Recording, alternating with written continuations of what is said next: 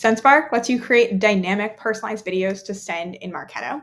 First, you want to select your video in Sendspark, and you can either record this from our platform, upload an existing video, or select one already in your library. And then from this video page, you can add the dynamic personalization you want to use. We support a bunch of variables here, so you can click on the personalize button to see all of these. First name, company name, and job title are the main ones right now. We're also adding more for virtual backgrounds and other things that may be available by the time you're watching this video. So just select the variable you want to use, and you're going to see a preview right here above your video. Note that you're seeing the variable and then the fallback. So in this case, the fallback is there, like hi there. If you want to change this, you can just use different text, and that's going to show up if the contact does not have that variable in Marketo.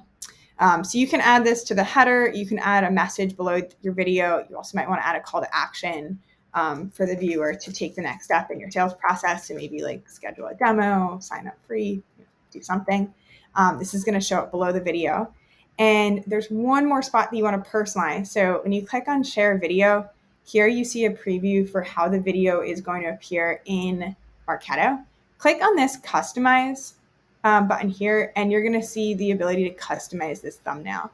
And you want to be able to use some dynamic personalization here, because this is like the most important thing. It's where people see, the video and email and what will get them to click in the first place. So definitely add some personalization. There's also some other options to edit your thumbnail. So you can click through and take the time to set this up.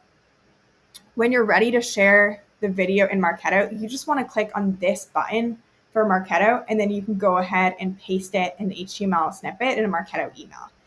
When you do that, we're going to be able to map the variables you're using in Sendspark, like first name, to the variables that you have in Marketo. One thing to note, if you don't see this here, that's totally fine.